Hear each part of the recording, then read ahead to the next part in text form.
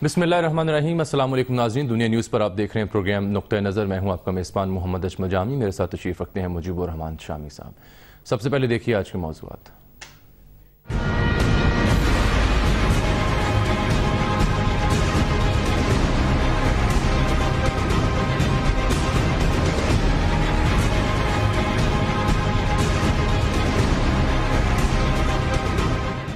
तीखा लहजा मिजाज बरहम सा, इसी हफ्ते गैस दो वरना तुम्हारी गैस भी बंद कर देंगे। वजीर आला सिंध मुराद अली शाह की विफाक को वार्निंग, गैस ना दी गई तो सुई गैस के दफातर में घुस जाएंगे। मुत्तहिदा और पीटीआई की हिमायत, गैस तकसीम का मसला है क्या? सिंध सरकार को सख्त मौक़िफ़ इख्तियार क्यों करना पड़ा?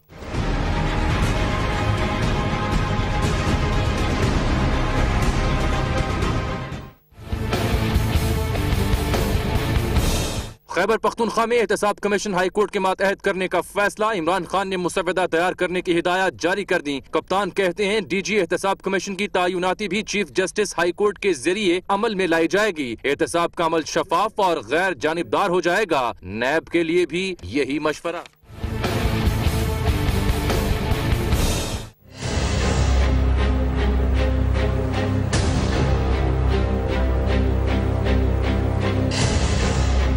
अब्दुल वली खान यूनिवर्सिटी मर्दान में हंगामा आराई, तशद्दुद से तालिब इल्म मशाल खान हलाक, 5 जख्मी, जामिया गैर मुअय्यना मुद्दत के लिए बंद।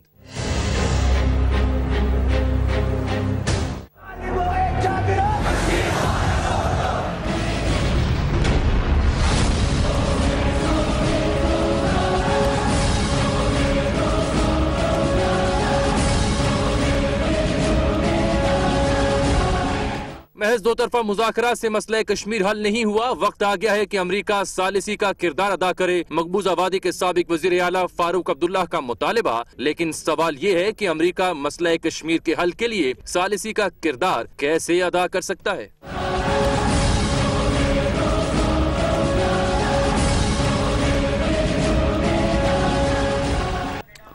इससे पहले कि हम सिंध सरकार का जिक्र करें, उनके तीखे लहजे की बात करें, हम बताना चाहेंगे पूरे नाज़रीन को जो देख रहे हैं हमें कि शाम साहब जो पाकिस्तान की बेटी मलाला यूसुफज़ई को जो इज़्ज़त मिला और जो एजाज़ मिला, हाँ जी, बेटी को इज़्ज़त मिली उन्हें, जो कैनेडियन पार्लियामेंट में असर हो गया पख्तूनख्वा।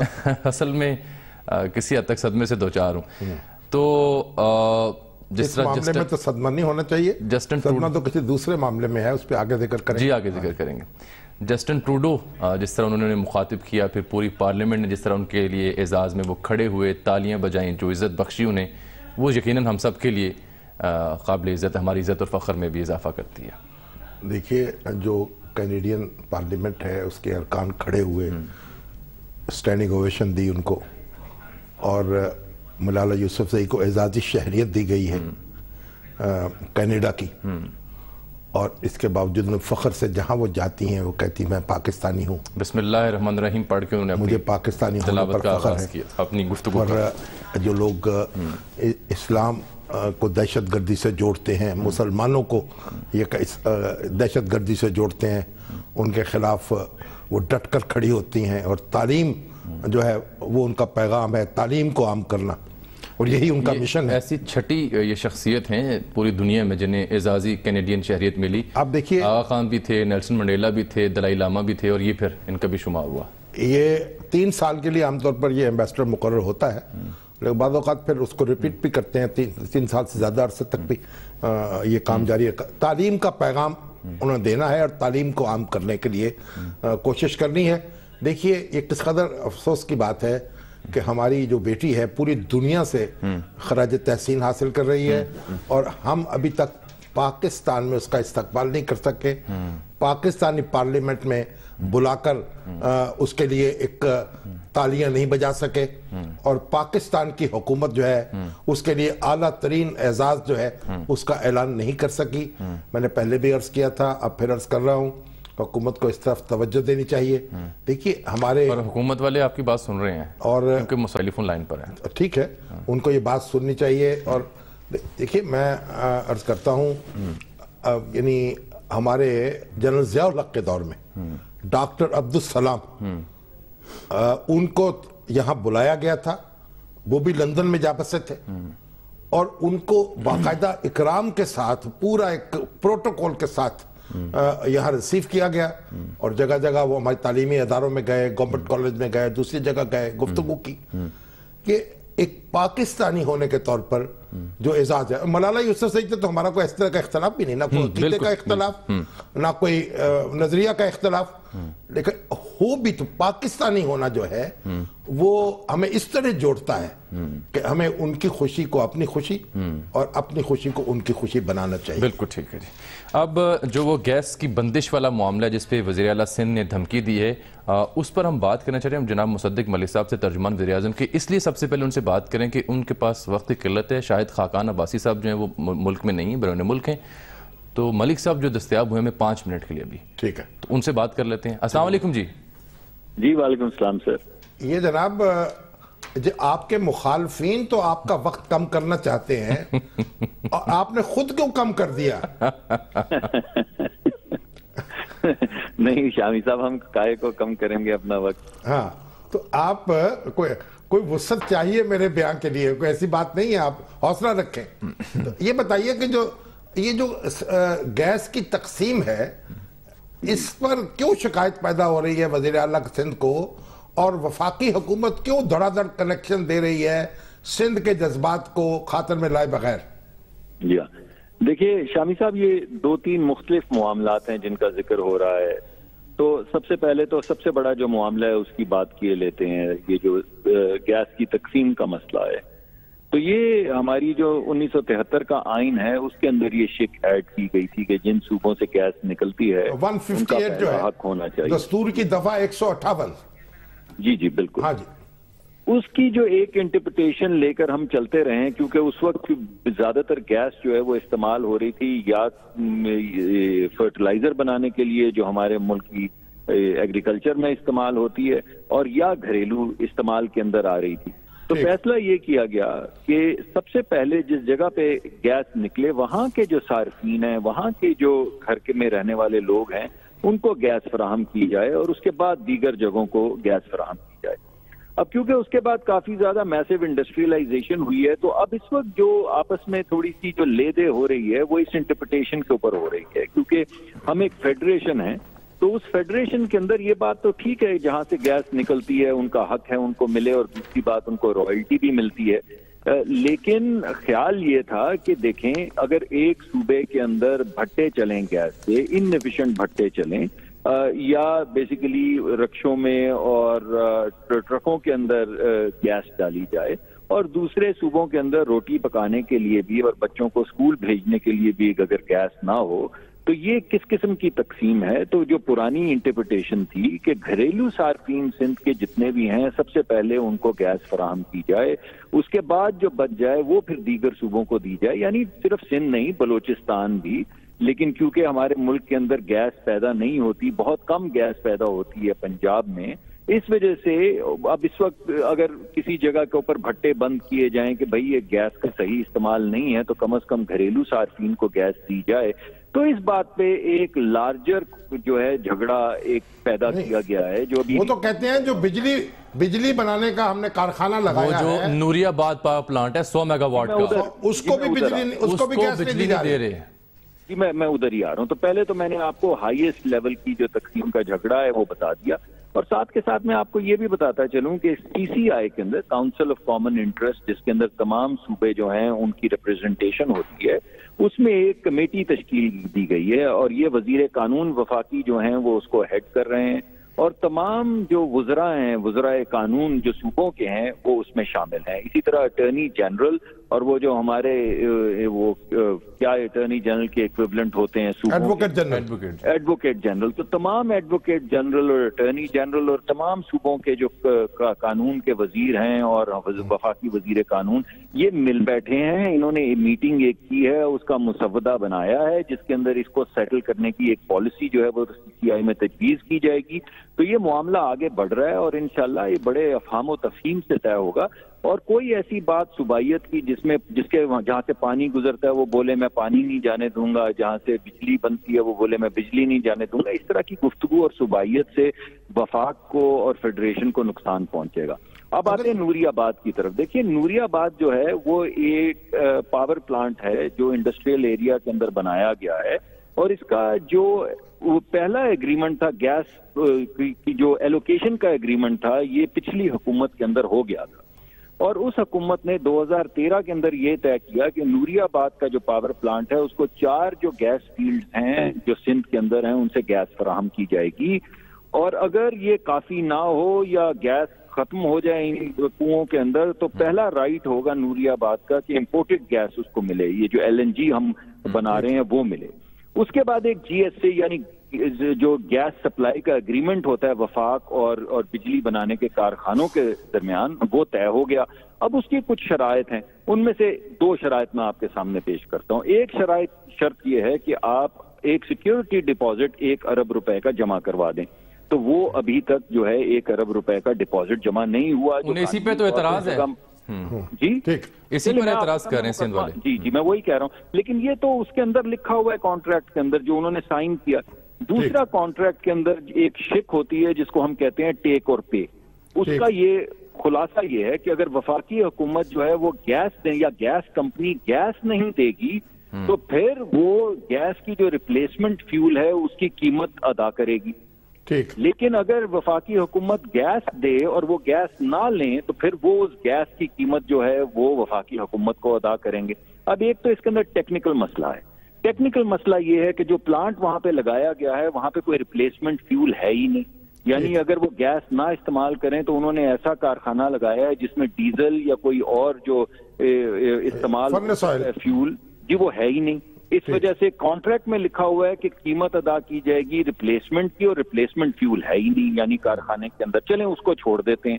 دوسری بات جو اس وقت نیگوشیٹ ہو رہی ہے وہ یہ ہے کہ وہ نوری آباد والے یہ کہہ رہے ہیں کہ یہ ٹیک اور پے کو بدلیں، یعنی اگر آپ نہیں دیں گے تو آپ گیس کی قیمت ادا کریں گے، لیکن اگر ہم نہیں لیں گے تو پھر وہ قیمت نہیں ادا ہونی چاہیے۔ تو یہ کنٹریکچول میٹرز ہیں۔ اب اگر ہم نے بجلی کا محکمہ چلانا ہے تو وہ کانٹریکٹ کے ذریعے ہی چلے گا، 20-25 سال کے یہ کانٹریکٹ ہیں جن کے اوپر وفاقی حکومت کی مہریں لگی ہوتی ہیں، تو یہ کنٹریکچول میٹرز سیٹل ہو جائیں گے۔ یہ کب ہوا تھا کانٹریکٹ؟ یہ ہوا جناب 2014 کے اندر یہ کانٹریکٹ طے ہوا ہے، گیس سپلائی ایگریمنٹ ہوا ہے 2014 میں، اور یہ جو ایلوکیشن ہے یہ دی گئی تھی 2013 کے اندر۔ ٹھیک، تو پھر مراد علی شاہ صاحب کو کیا اعتراض ہے؟ انہوں نے وہ پڑھا نہیں کانٹریکٹ؟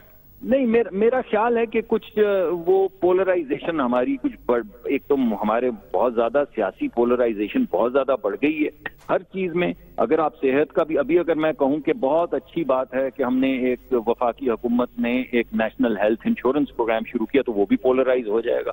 اگر میں کہوں کہ ہم بجلی ٹھیک کرنے کی کوشش کر رہے ہیں تو وہ بھی پولرائز ہو جائے گا۔ تو ایک تو ہمارے معاشرے کے اندر سیاسی پولرائزیشن اس قدر بڑھ گئی ہے کہ کوئی ریشنل بات کرنا مشکل ہو گیا ہے، لیکن اس کے اندر کوئی بھی اگر ٹیکنیکل عوامل ہیں تو حکومت کمیٹڈ ہے کہ ہم اس کو سارٹ آؤٹ کریں گے، اور ہم نوری آباد کو کیوں نہیں گیس دیں گے، بالکل گیس دیں گے، ہمیں بجلی کی ضرورت ہے۔ نوری آباد میں آپ کو یہ بتاتا چلوں نے کانٹریکٹ کیا ہوا ہے کے الیکٹرک کے ساتھ، یعنی وہ جو بجلی بنائیں گے وہ وفاقی حکومت کو نہیں دیں گے، وہ کے الیکٹرک کو دیں گے۔ اور کچھ وہ جو ہے وہ ذرا ہیں بھی ذرا مضبوط، تو وہ نوری آباد کے جو مالک ہیں IPP کے وہ ذرا مضبوط آدمی ہیں، تو مضبوط آدمی جو ہیں وہ پھر ذرا زیادہ زور سے بات کرتے ہیں، لیکن مضبوط ہیں وہ کافی مضبوط ہیں، لیکن مطلب وفاق جو ہے اس کا کام ہے کہ تمام مضبوط اور کمزور لوگوں کی یکساں خدمت کرنا، تو ہم خدمت میں مامور ہیں اور خدمت کرتے چلے جائیں۔ بہت شکریہ جناب آپ کا۔ سر ایک نظر ذرا ڈال لیتے ہیں پہلے کہ شاہ صاحب نے کہا کیا تھا، اور پھر یہ کہ یہ کھپت کا اور استعمال کا معاملہ بھی کیا ہے، اس کا بھی ہم نے ایک ٹیبل بنا رکھا ہے، وہ بھی دکھائیں گے۔ ایک چھوٹی سی بریک لے لیں پہلے، ایک بریک کے بعد ملتے ہیں۔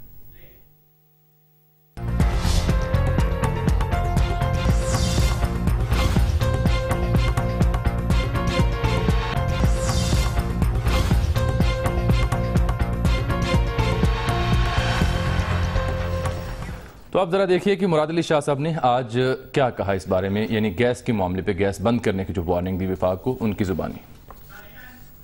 میں فیڈرل گورنمنٹ کو وارن کر رہا ہوں، اگر انہوں نے یہ اس ویکینڈ کے دوران ہماری گیس سپلائی ایگریمنٹ نہیں کی تو ہم گیس لائنز بند کریں گے، ہم گیس لائنز بند کریں گے۔ یہ چیف منسٹر سندھ کہہ رہے ہیں، یہ پوری اسمبلی کہہ رہی ہے۔ Their offices are situated in Karachi. We will storm their offices, we will not let them work here. And we will take over Sui Southern Gas Company and I'll do it by force. یعنی گھس جائیں گے، دھاوا بول دیں گے، دھاوا بول دیں گے، اور ٹیک اوور یعنی قبضہ کر لیں گے. قبضہ کر لیں گے. تو یہ دیکھیے مراد علی شاہ صاحب کا موقف جو ہے اس میں جتنا وزن کیوں نہ ہو، ان کا جو لہجہ ہے اس کی تائید نہیں کی جا سکتی. اور ابھی جو مصدق ملک صاحب نے بتایا ہے کہ اس پہ ایک کمیٹی بن چکی ہے اور اس میں یہ فارمولا سارا اس پہ غور ہو رہا ہے، اور جو نوری آباد کا پاور پلانٹ ہے اس کے بارے میں کانٹریکٹ ہو چکا ہے، اس پر عمل کرنے کا معاملہ ہے. تو یہ ساری چیزیں اس بات کا تقاضا کر رہی ہیں کہ اس لہجے کو اختیار نہ کیا جائے. دیکھیے اب چند سالوں سے جو وزراء اعلیٰ ہیں وہ بہت بے لگام ہو گئے اور ان کو کچھ معلوم نہیں ہوتا کہ ان کو کیا بات کہنی چاہیے اور کیا نہیں کہنی چاہیے. ایک زمانے میں شہباز شریف صاحب نے آصف علی زرداری صاحب کے بارے میں جو صدر پاکستان تھے نازیبا الفاظ استعمال کیے، اور ہم نے اس وقت بھی اس پر گرفت کی تھی اور سرزنش کی تھی اور انہوں نے اس پہ معذرت کی پھر بات. اور یہ ہمارے جو پرویز خٹک صاحب ہیں وہ جس قسم کی زبان استعمال کرتے ہیں، وزیر اعلیٰ کا منصب نہیں ہے کہ وہ وفاقی حکومت کے بارے میں اور وزیر اعظم کے بارے میں اور وزراء کے بارے میں یہ بات کہے، اس طرح کی بات کرے. لیکن خورشید شاہ صاحب اس کے برعکس بیان دیا انہوں نے. نہیں درست ہے، ان کا یہ ہم گیس بالکل ہی بند کریں گے، یہ شاید جذباتی ہو گئے تھوڑا سا. وہ سنجیدہ سیاستدان ہے، مسئلہ ضرور حل ہونا چاہیے، شکایت دور ہونی چاہیے، اور اگر جس کے ساتھ زیادتی ہو رہی نہیں ہونی چاہیے. جو دستور پاکستان کے تحت سندھ کی ضروریات کو جہاں اولیت دینے کی ضرورت ہے بالکل ملنی چاہیے، لیکن اس لہجے کی اجازت نہیں دی جا سکتی. اور مراد علی شاہ صاحب آپ تو ماشاءاللہ لندن اسکول آف اکنامکس کے پڑھے ہوئے ہیں، اور مراد علی شاہ ہیں، مراد علی شاہ ہیں، ایسا نہ کیجئے اور نامراد نہ بنیے. ابھی ایک ہمیں سوال ہے کہ اگر بالفرض سندھ نے گیس بند کر دی تو ہوگا کیا؟ تو وہ دو جملے سن لیں. اگر ایسا ہوتا ہے، اس کی امید نہیں ہے، بالکل بھی ایسا خدشہ نہیں ہے، 2000 میگا واٹ بجلی کی پیداوار بند ہو جائے گی اور 57 لاکھ صارفین اس سے متاثر ہو. کون کہتا ہے یہ حساب کتاب لگایا گیا؟ یہ حساب کتاب لانے کی ضرورت ہی نہیں ہے، لگانے کی کوئی ضرورت نہیں. اگر نہیں اگر کیا مطلب؟ لوگ پوچھتے ہیں، کچھ پوچھنے کی ضرورت ہوتا ہے کہ اگر ایسا ہوا تو کیا کچھ بھی نہیں ہوگا، ایسا نہیں ہوگا. وہ تو ہم پہلے کہہ چکے ہیں کہ ایسا نہیں ہوگا، ہمیں اس پہ کیلکولیشن کرنے کی ضرورت ہی نہیں ہے. یہ بس غصے کی باتیں ہیں. تو یہ تو ایسی بات ہے جیسے ہم کہیں کہ جناب جہاں آصف علی زرداری صاحب کی رہائش گاہ ہے وہ اس کا راستہ بند کر دیا جائے گا، یا بحریہ ٹاؤن جو ہے اس میں تو سڑک جا رہی ہے اس طرف، اس کو جانے نہیں دیا جائے گا. اور ڈپٹی کمشنر لاہور جو ہے یہ دھمکی دے. دیکھیے ہمارے یہ جو سیاسی لہجے میں بات کرنا وزراء اعلیٰ کو زیب نہیں دیتا. اس کے لیے پارٹی عہدیدار ہونے چاہیے، وہ اونچ نیچ کر بھی لیں. ترجمان ہو گئے، ترجمان نہیں، حکومت کے نہیں، پارٹی کے. پارٹی جو ہے اب پیپلز پارٹی ہے، مسلم لیگ نون ہے، تحریک انصاف ہے. اب بدقسمتی سے ان کے جو عہدیدار ہیں وہی بن چکے ہیں منصبدار، اور ان کو چاہیے کہ یہ اس طرح کے مسائل پر بولنے کے لیے پارٹی لیڈرز کا چناؤ کریں جو حکومت میں نہیں ہے.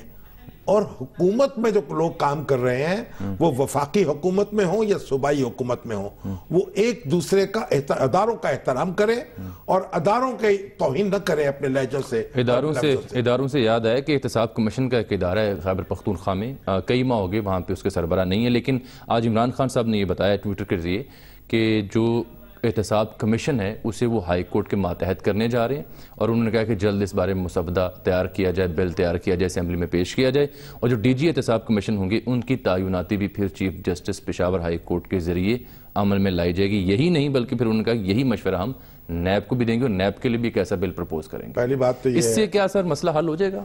بالکل حل نہیں ہوگا. کہ عدالتوں کا مسئلہ حل ہو چکا ہے؟ کیا زیریں عدالتوں سے انصاف مل رہا ہے؟ سبارڈینیٹ جوڈیشری جو ہے اس میں کیا ہو رہا ہے؟ اور کس طریقے سے وکیلوں نے کیا وہ ہائی کورٹ کے نگرانی میں کام نہیں کر رہی؟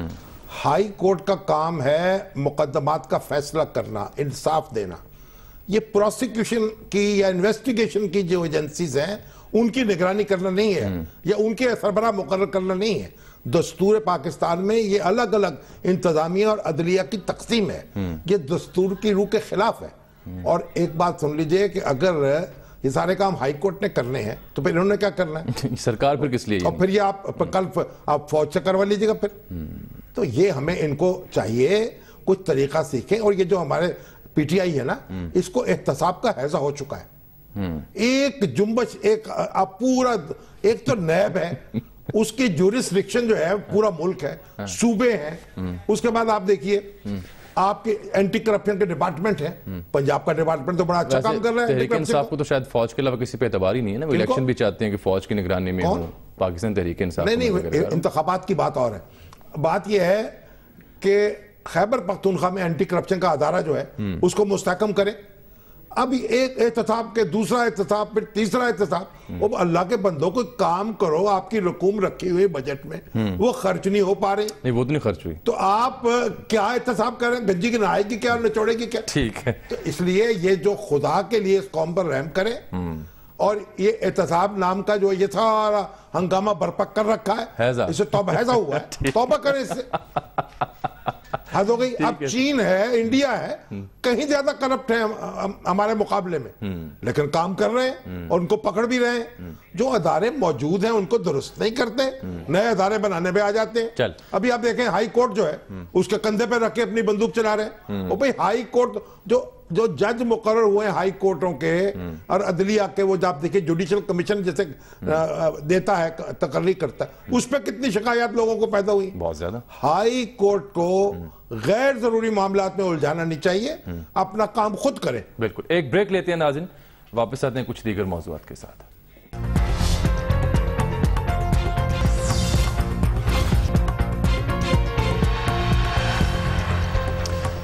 ویلکم بیک ناظرین. بڑا افسوسناک واقعہ پیش آیا آج عبدالولی خان یونیورسٹی مردان میں. شامی صاحب، یہاں پر ہنگامہ آرائی ہوئی طلبہ کے درمیان اور تشدد سے ایک طالب علم محمد مشال خان، جس کا تعلق ثوابی سے، یہاں ہاسٹلز میں مقیم تھا، journalism B S owner 6 semester کا اسٹوڈنٹ ہے، یہ جاں بحق ہوا ہے. 5 زخمی ہیں اور جامعہ غیر معینہ مدت کے لیے بند کر دی گئی ہے.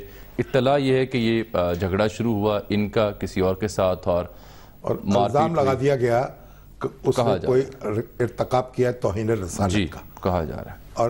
اور حیرت کی بات یہ ہے کہ اس لڑکے کو جس طریقے سے نشانہ بنایا گیا، وہ ویڈیو ہم دکھا نہیں سکتے، اور جو ویڈیو میں نے دیکھی ہے اس کی، جس طرح کی اس کی لاش پڑی ہوئی ہے، آنکھوں میں آنسو آ گئے.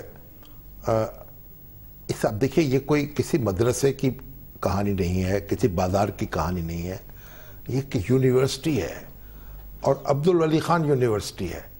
اس کے اندر ایسے اگر وحشی لوگ آ جائیں کہ جو اس طریقے سے نشانہ بنا دیں کسی شخص کو بغیر تصدیق کے اور بغیر تحقیق کے، اور تو آپ اس کے بعد کیا، میں سمجھتا ہوں کہ جن لوگوں نے اس فعل کا ارتکاب کیا ہے ان کے خلاف شدید کارروائی ہونی چاہیے. یہ بڑا بریلینٹ لڑکا تھا جی، یہ روس میں بھی ہمارے آپ دیکھیے خود پنجاب یونیورسٹی میں بھی، جی یہاں بھی پنجاب یونیورسٹی میں بھی حالات خراب ہو رہے ہیں. پرسوں چوتھ ہاسٹلز میں جو 2 گروپ ہیں ان کے درمیان پھڑا ہوا، اب دوبارہ پولیس کو منگوانا پڑا. غور کر لیں، کوئی شخص کسی جماعت سے تعلق رکھتا ہو، کسی علاقے سے تعلق رکھتا ہو، جو قانون کو ہاتھ میں لیتا ہے نا، اور تب تو کیمرے بھی لگے ہیں یونیورسٹی میں، مزید لگانے چاہیے، جو قانون کو ہاتھ میں لیتا ہے اس کے خلاف قانون شدت سے حرکت میں آنا چاہیے.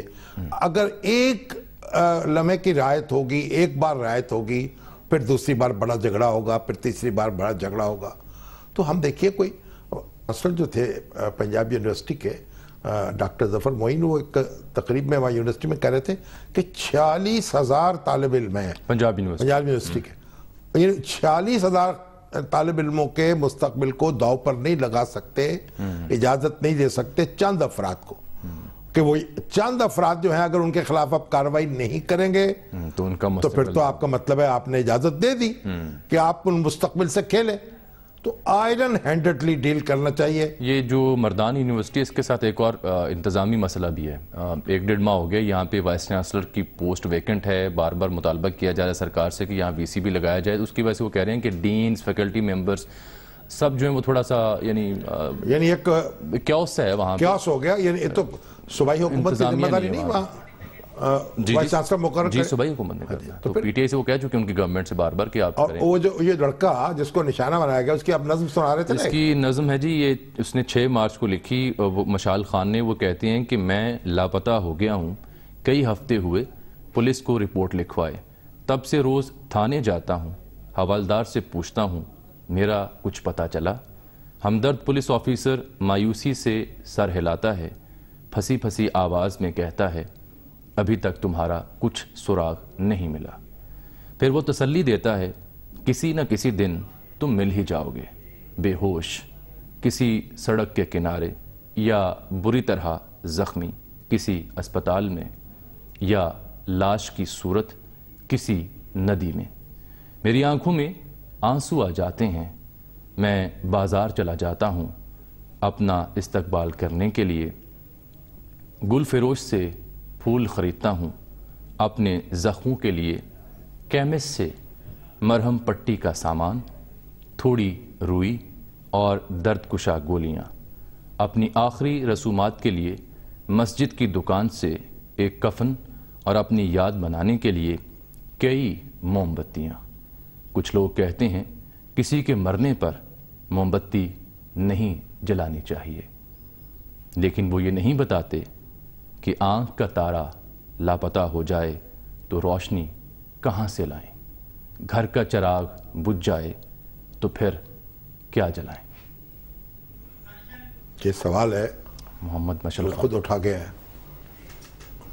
جس کا جواب ہر شخص کے ذمہ ہے، اور خیبر پختونخوا کی حکومت کے ذمہ بھی ہے اور سماج کے ذمہ بھی ہے اور ہمارے ذمہ بھی ہے۔ ایک بریک لیتے ہیں ناظرین، ملتے ہیں اس بریک کے بعد۔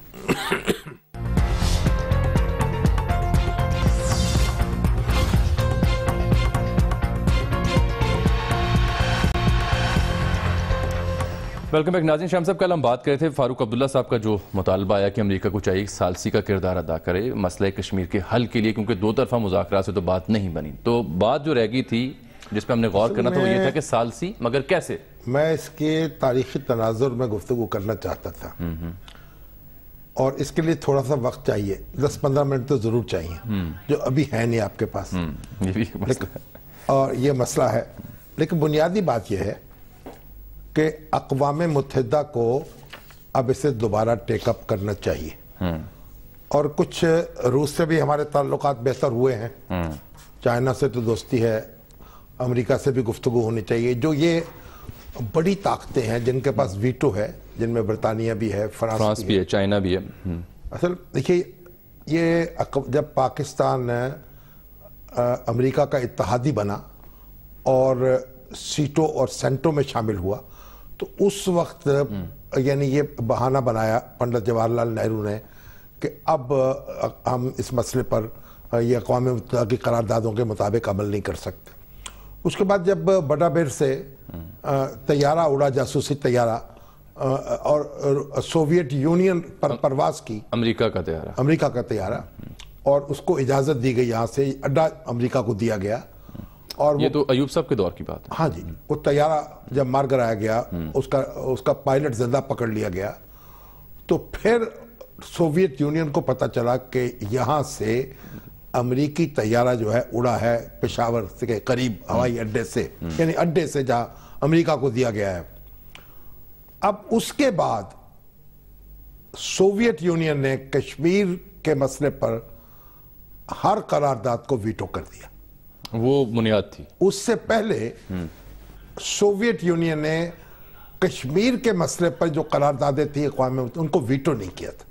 اچھا، اور اگر یہ ویٹو کرتا ابتدا میں بھی تو پھر تو اقوام متحدہ میں یہ قرارداد کوئی منظوری نہیں ہو سکتی، بالکل ٹھیک۔ تو وہاں استصواب رائے کی جو بنیادی قرارداد منظور ہوئی، اس پہ سوویت یونین کا ووٹ بھی شامل تھا اس کے حق میں۔ جب ویٹو کرنا شروع کیا تو اس کے بعد اقوام متحدہ بے اثر ہو کر رہ گئی اس معاملے میں۔ اب یہ وقت ہے کہ اگر ثالثی جو ہے، براہ راست ثالثی پر امریکہ کی یہ تیار نہیں ہوتا، یا کسی دوسرے ملک کی جس پہ متفق انڈیا، تو پھر اقوام متحدہ اس کو ٹیک اپ کرے، اور وہ جو ہماری روس جو ہے اور چین اور امریکہ مل کر کوئی اصلاح عمل بنائیں تاکہ اس مسئلے کے حل کی کوشش کی جائے اور راستہ نکلے۔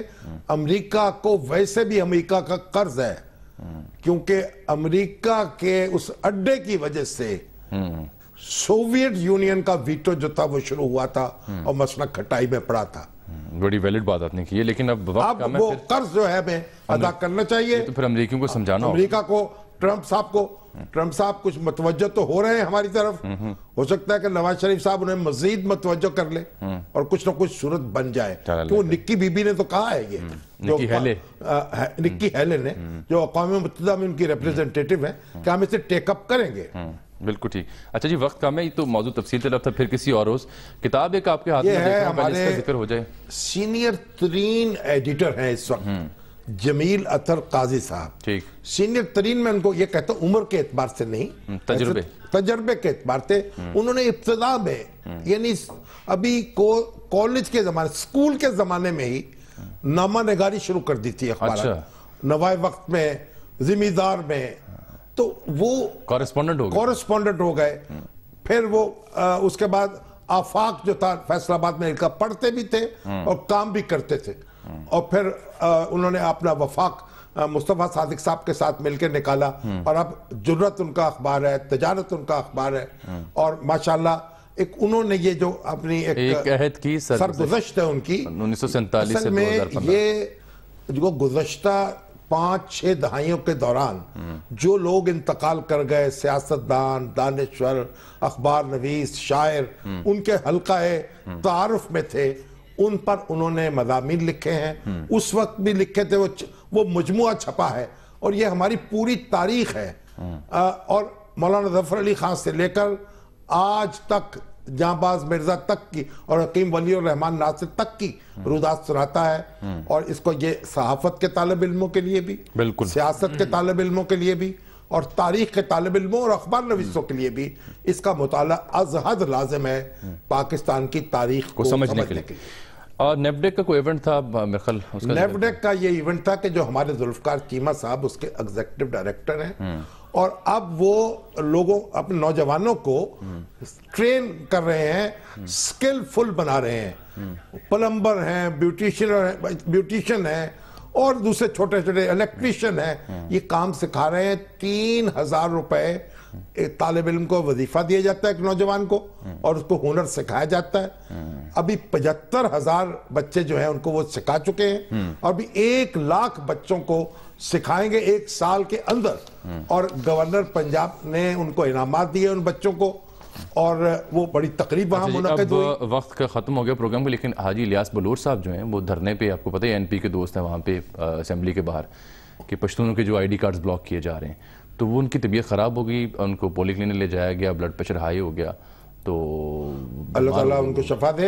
ये जो धरना है, और ये इसके ऊपर फिर गुफ्तगू करेंगे, और ये जो कार्डों का मसला है जो उठाया पश्तूनों के कार्ड ब्लॉक किए गए, मिलेंगे नाज़रीन आपसे अगले प्रोग्राम में तब तक लिए इजाज़त, अल्लाह हाफिज़।